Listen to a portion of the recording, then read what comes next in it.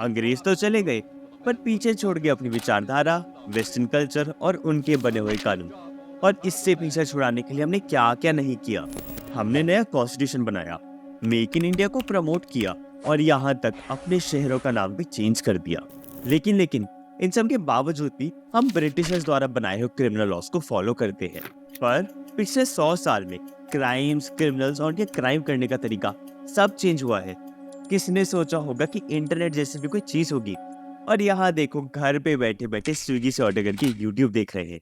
और क्योंकि जो समय के साथ नहीं बदलते, समय उनका इंतजार नहीं करता, तो अब हम फाइनली इन 3 लॉस को चेंज कर रहे हैं। जुलाई 1 से ये 3 पुराने लॉस इन 3 नए लॉस से चेंज हो जाएंगे। तो आज हम देखेंगे कि इन नए लॉस का ऑब्जेक्टिव क्या है, इन 3 लॉस में क्या चेंजेस लाए गए हैं और इसका क्या इम्पैक्ट होगा। साथ ही में क्या होगा इन पुराने लॉस का, और सबसे इम्पोर्टेंट, क्या ये नए लॉस सच में कुछ अच्छा चेंज लाएंगे या नहीं। जानते हैं ये सब आज की वीडियो में। आप एक बिल ले आते हो, फिर उसे लेके चले जाता है। तो ये जो तरीका है ना सरकार को कोई कानून लाने का, ये अपने आप में असंवैधानिक है। आगे जाने से पहले हमें ये समझना बहुत इंपॉर्टेंट है कि आखिर हमें लॉस के बारे में जानना क्यों चाहिए। इसका रीजन है कि लॉ में एक टर्म है, ignorance of law is no excuse.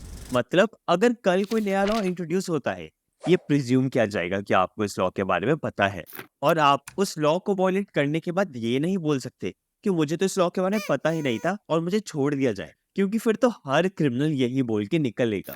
अब आते हैं वापस। ये नए लॉस को लाने के 3 रीजंस दिए गए हैं। पहला, ये बोला जाता है कि पुराने लॉस प्यूनिटिव और रेट्रिब्यूटिव जस्टिस, मतलब किसी आदमी के सुधार करने की जगह दंड देने की विचारधारा पर बेस्ड है। वहीं नए लॉस रेस्टोरेटिव जस्टिस, मतलब आदमी को सुधारना और एक अच्छा इंसान बनाने की फिलॉसफी दर्शाता है। इसका अनुमान इस चीज से लगाया जा सकता है कि पुराने लॉस पीनल जैसे वर्ड्स यूज करते हैं और नए लॉस न्याय की बात करते हैं। इनफैक्ट ये एक और रीजन है जिसके बेसिस पर इन लॉस के हिंदी नाम को भी जस्टिफाई किया जा रहा है। दूसरा, ब्रिटिश माइंडसेट को हटाना। पुराने लॉज ब्रिटिशर्स के पॉइंट ऑफ व्यू से बनाए गए थे, जिनका मेन ऑब्जेक्टिव था ज्यादा से ज्यादा इंडिया को एक्सप्लॉइट करना और लंबे टाइम तक राज करना। जब ये नए बिल्स पार्लियामेंट में इंट्रोड्यूस हो रहे थे, तो अमित शाह जी ने बताया कि इन लॉज में अभी भी ब्रिटिश क्राउन वर्ड का इस्तेमाल 400 से ज्यादा बार देखा जा सकता है। टोटल 475 जगह ये गुलामी की निशानियों को समाप्त कर आज हमने प्रयास। साथ ही में ये पीएम मोदी जी के 2022 में लिए हुए 5 प्रण में से एक, erase all science of British slavery, को कुछ हद तक फुलफिल करता है। गुलामी की छोटी सी छोटी चीज भी कहीं नजर आती है, हमें उससे मुक्ति पानी ही होगी। ये हमारा दूसरी प्राण शक्ति है। और तीसरा, किसी भी लॉ को टाइम और सोसाइटी की नीड्स को देखते हुए चेंज करना चाहिए। और हमने रिसेंट टाइम से देखा है कि कई केसेस हुए हैं जिसने इंडियन क्रिमिनल सिस्टम को हिला के रख दिया है, जैसे कि नीट स्कैम, पुणे एक्सीडेंट या फिर साइबर सिक्योरिटी ब्रीचेस। तो ये नए लॉज मॉडर्न इंडिया की प्रॉब्लम को ध्यान में रखते हुए बनाए गए हैं। अब आते हैं इन लॉज के ऊपर। इसके थ्रू कई प्रोविजंस को चेंज, ऐड और रिमूव किया गया है। आइए इन लॉज का इंपॉर्टेंस और इनमें चेंजेस को एक एक करके समझते हैं और देखते हैं क्या इंडिया में कुछ चेंज लाएंगे या फिर नहीं। पहला, आईपीसी जो कि 1860 में बना था, उसे चेंज करेगा भारतीय न्याय संहिता। ये लॉ बताता है कि इंडिया में किन किन चीजों को क्राइम कंसीडर किया जाएगा और इसकी क्या पनिशमेंट होगी। पुराने एक्ट में 511 सेक्शंस थे, जिन्हें कम करके 358 कर दिया गया है। इसमें 22 सेक्शंस को हटा दिया गया है और 8 नए प्रोविजंस ऐड हुए हैं। ये वो सेक्शंस हैं जिन्हें रिमूव कर दिया गया है। इसमें सबसे इंपॉर्टेंट है सेक्शन 124 ए सेडिशन और सेक्शन 497 एडल्ट्री। सेडिशन का मतलब है अगर कोई इंसान गवर्नमेंट के खिलाफ कुछ बोलता है जिससे लोगों में गवर्नमेंट के प्रति हेट्रेड और डिसैटिस्फैक्शन बढ़ सकता है, उस आदमी को जेल हो जाएगी। ये अंग्रेजों द्वारा रिवॉल्ट्स को कंट्रोल करने के लिए यूज किया जाता था, और इंडिपेंडेंट इंडिया में कई गवर्नमेंट्स ने इसका मिसयूज क्रिटिसिज्म को सप्रेस करने के लिए किया है। हालांकि इस लॉ को मई 2022 में सुप्रीम कोर्ट ने सस्पेंड कर दिया था और इसके रिव्यू की मांग की थी। वही एडल्ट्री, जिसका मतलब है एक्स्ट्रा मैरिटल अफेयर, जिसमें सिर्फ आदमी को पनिशमेंट मिलती थी और औरत को नहीं, उसे भी सुप्रीम कोर्ट ने 2018 में इलीगल डिक्लेयर किया था। वहीं दूसरी साइड, ये वो एक्ट्स हैं जिन्हें अब इंडिया में क्राइम रिकॉग्नाइज किया गया है, जैसे कि mob lynching, terrorist acts, question paper leak और पॉन्जी स्कीम। साथ ही में पहली बार community service as a punishment भी इंट्रोड्यूस की गई है। जी हाँ, वही कम्युनिटी सर्विस जो पुणे इंसिडेंट के कारण न्यूज में थी।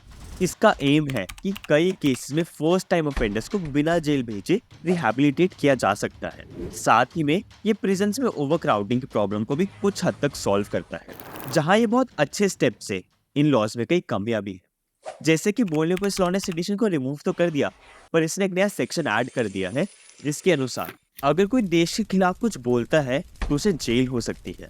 ये बहुत ही वाइड टर्म्स जैसे कि activity endangering the sovereignty and integrity of India and armed rebellion use करता है किसी को पनिश करने के लिए, और जब तक लॉ प्रिसाइज नहीं होगा गवर्नमेंट्स उसका मिसयूज करती रहेंगी। तो देखा जाए बिना सेम वर्ड्स यूज किए कुछ हद तक सेडिशन को फिर से क्राइम बना दिया गया है। साथ ही में ये लॉ जेंडर न्यूट्रल नहीं है, जहां सुप्रीम कोर्ट ने सेक्शन 377 को स्ट्राइक डाउन सिर्फ इस एक्सटेंट तक किया था कि सेम सेक्स रिलेशंस और कंसेंशुअल इंटरकोर्स एक क्राइम नहीं होगा। पर क्या होगा उन केसेस में where one man is raped by another man? ये नए लॉस इन सब प्रॉब्लम्स को एड्रेस नहीं करता, तो इसलिए कुछ हद तक जेंडर न्यूट्रल नहीं। और आखिरी में जहाँ रिसेंटली काफी इंस्टेंसेस सामने आए हैं जहाँ ट्रांसजेंडर्स को सेक्सुअल वायलेंस और हरासमेंट फेस करना पड़ा है, ये नए लॉस इन ट्रांसजेंडर इंडिविजुअल्स के साथ क्राइम्स को भी रिकॉग्नाइज नहीं करते। दूसरा है सीआरपीसी, जिसे रिप्लेस करेगा भारतीय नागरिक सुरक्षा संहिता। ये लॉ बताता है कि किसी भी क्राइम की इन्वेस्टिगेशन किस तरह होगी और क्या क्या प्रोसीजर फॉलो किया जाएगा। पुराने एक्ट में 484 सेक्शंस थे जो 531 हो जाएंगे और 9 नए सेक्शंस को इंट्रोड्यूस किया है। ये नया लॉ हमारे क्रिमिनल प्रोसीजर सिस्टम को रिफाइन करके अप टू डेट लाने की कोशिश करता है। इसके लिए ये डिजिटल एरा को ध्यान में रखते हुए इलेक्ट्रॉनिक मीन्स के थ्रू ट्रायल, इंक्वायरी और प्रोसीडिंग्स को अलाउ करता है। साथ ही में ये स्ट्रिक्ट टाइमलाइंस इम्पोज करता है इन्वेस्टिगेशन पर, जिसके अनुसार चार्जशीट मैक्सिमम 180 डेज में फाइल करनी होगी और किसी भी केस को 3 साल में सॉल्व करना होगा। ये इंश्योर करता है कि लोगों को टाइमली जस्टिस मिले, because justice delayed is justice denied. हालांकि इस लॉ में एक बहुत बड़ी दिक्कत, नए लॉज के अनुसार एक इंसान को पुलिस कस्टडी में 15 दिन से बढ़ाकर 90 दिन तक रखा जा सकता है। मतलब उसे पुलिस स्टेशन के लॉकअप में लंबे टाइम तक रखा जा सकता है, जो पुलिस हरासमेंट के चांसेस बढ़ा सकता है और ये लॉ इन्फोर्समेंट और सिविल राइट्स के बैलेंस को बिगाड़ देगा। साथ ही में ये सुप्रीम कोर्ट के ऑर्डर को भी ओवररूल करता है, जिसके अनुसार पुलिस कस्टडी की लिमिट सिर्फ 15 दिन हो सकती है, जिसके बाद उन्हें जुडिशियल कस्टडी में शिफ्ट करना होता है। और तीसरा आते हैं इंडियन एविडेंस एक्ट पर, जिसे रिप्लेस करेगा भारतीय साक्ष्य अधिनियम। ये लॉ बताता है कि किसी भी क्राइम की इन्वेस्टिगेशन में किन किन चीजों को केस में लड़ने के लिए एज एविडेंस यूज किया जा सकता है और उसकी कोर्ट पे कितनी वैल्यू होगी। पुराने एक्ट में 167 सेक्शंस थे, जब 170 हो जाएंगे और इसमें एक बहुत इंपॉर्टेंट सेक्शन ऐड किया गया है। जैसे हम आज की दुनिया को इंटरनेट के बिना सोच भी नहीं सकते, वैसे ही ये लॉ इलेक्ट्रॉनिक रिकॉर्ड्स को सेकेंडरी से प्राइमरी एविडेंस कंसिडर करता है। इसे बेहतर समझते हैं। देखिए, कोई भी एविडेंस 2 तरीके के होते हैं, प्राइमरी या secondary. Primary evidence highest class का एविडेंस होता है, जिसे कंसिडर करके कोर्ट्स एक केस को डिसाइड करते हैं। इसके एग्जांपल्स हैं क्राइम के आई विटनेस या ओरिजिनल कॉपी किसी डॉक्यूमेंट की। वहीं सेकेंडरी एविडेंस सिर्फ तभी अलाउ किया जाता है अगर प्राइमरी एविडेंस ना हो, तो इसकी वैल्यू भी कोर्ट्स में बहुत कम होती है। इसके एग्जांपल्स है किसी भी डॉक्यूमेंट की फोटोकॉपी। तो ये नए लॉस इंश्योर करेंगे कि विटनेसेस टेस्टिमनी इलेक्ट्रॉनिकली दे पाएं और डिजिटल रिकॉर्ड्स की वैल्यू ट्रेडिशनल पेपर डॉक्यूमेंट्स जितनी हो। आप इन तीनों लॉज में हुए चेंजेस को नीचे डिस्क्रिप्शन में अटैच्ड एससीसी के आर्टिकल से पढ़ सकते हैं। ये तो बात होगी नई लॉस की और इनमें क्या चेंजेस आए हैं, पर अभी भी एक इंपॉर्टेंट क्वेश्चन रह जाता है, क्या ये पुराने लॉस का इस्तेमाल बंद हो जाएगा और क्या होगा उन केसेस का जो ऑलरेडी इन लॉस के अकॉर्डिंग चल रहे। देखिए, जब भी देश में कोई नया लॉ बनता है उसका नॉन रेट्रोस्पेक्टिव एप्लीकेशन होता है। ये एक लीगल प्रिंसिपल है, जिसका मतलब है कि एक नया लॉ सिर्फ फ्यूचर में होने वाले क्राइम्स को ही पनिश करेगा। मतलब अगर आज मैं रेड लाइट जंप करता हूँ और कल एक नया लॉ बनता है जहाँ पर रेड लाइट जंप करने पर 5 साल की जेल की सजा होगी, मुझे उसके लिए पनिश नहीं किया जा सकता। लेकिन हाँ, अगर लॉ पास होने के बाद मैं ये करूँ तो मुझ पर केस हो जाएगा। तो जो भी केसेस जुलाई 1 के बाद फाइल होंगे, ये इन 3 नए लॉस के अनुसार रजिस्टर किए जाएंगे और जितने भी पुराने केसेस हैं वो पुराने लॉस के हिसाब से ही चलते रहेंगे। तो बेसिकली इंडिया में अभी एक टाइम पर 2 क्रिमिनल सिस्टम चलेंगे। एक्सपर्ट्स का मानना है कि इससे केसेस हैंडल करने में कंफ्यूजन बढ़ेगी, इससे देश में केसेस की पेंडेंसी में इंक्रीज देखा जा सकता है। जहाँ ये एक बहुत अच्छा स्टेप है जिसे मॉडर्न इंडिया की नीड्स को देख के लिया गया है। इसकी इम्प्लीमेंटेशन देखनी बहुत इंपॉर्टेंट होगी। कहीं डीमोनेटाइजेशन के जैसे ही ये लोगों के लिए ज्यादा प्रॉब्लम्स ना खड़ी कर दे। साथ ही में जुडिशरी, पुलिस, लॉ स्टूडेंट्स और कम्पिटिटिव एग्जाम्स इन चेंज को कैसे इम्प्लीमेंट करेंगे, ये सिर्फ टाइम के गुजरने के साथ ही पता लगेगा।